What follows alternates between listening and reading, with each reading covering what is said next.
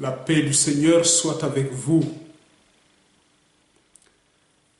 En ce dimanche, nous fêtons la solennité du Christ, notre roi.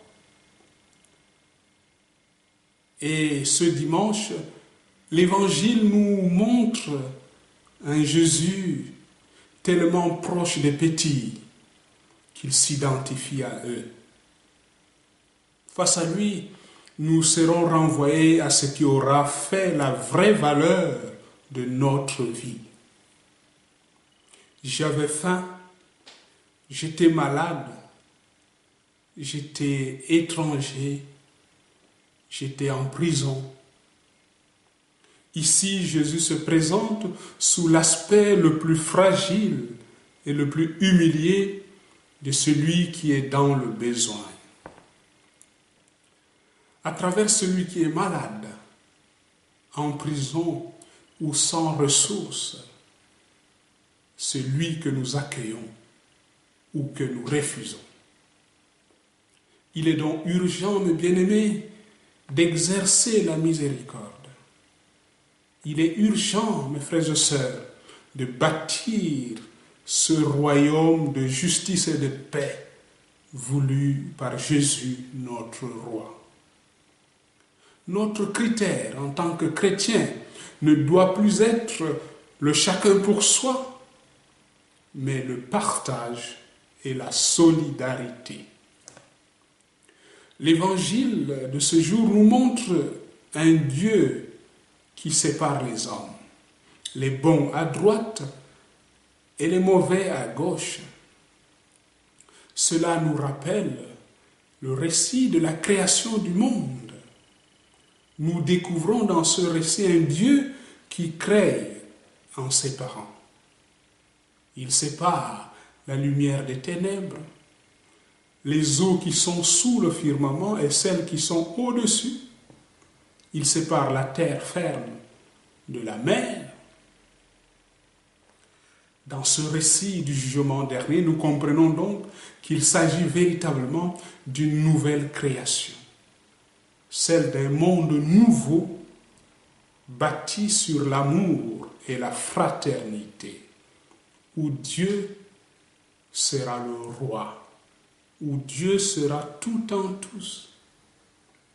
Le seul critère de séparation qui subsiste, c'est l'amour des petits, l'amour des pauvres. Il n'y aura plus de distinction entre religions, entre tendances politiques, entre riches et pauvres. Il ne restera plus qu'un seul critère de séparation. D'un côté, ceux qui auront aimé leurs frères et sœurs, et de l'autre, ceux qui ne l'auront pas fait. C'est exclusivement sur l'amour que nous serons jugés, mes frères et sœurs. Mais ce jugement, ce n'est pas seulement pour plus tard, pour après notre mort. C'est maintenant que nous accueillons ou que nous refusons d'accueillir le Christ à travers le pauvre, à travers le petit, à travers l'affamé, à travers le sans-abri. Dieu n'aura pas à juger les hommes. Ils se seront eux-mêmes jugés tout au long de leur vie en accueillant ou en refusant son royaume d'amour. Dieu n'aura rien d'autre qu'à faire qu'à dévoiler ce qui était caché dans chacune de nos journées.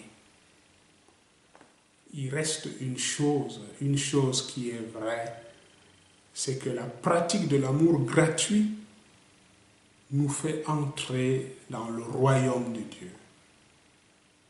La pratique de l'amour gratuit nous fait bénéficier de ce royaume où Dieu nous a préparés depuis la création du monde.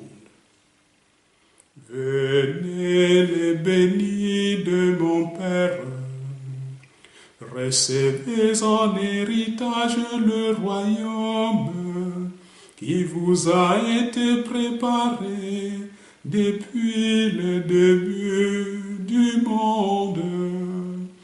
Car j'ai eu faim et vous m'avez donné à manger. J'ai eu soif et vous m'avez donné à boire. J'étais en prison et vous êtes venus me visiter.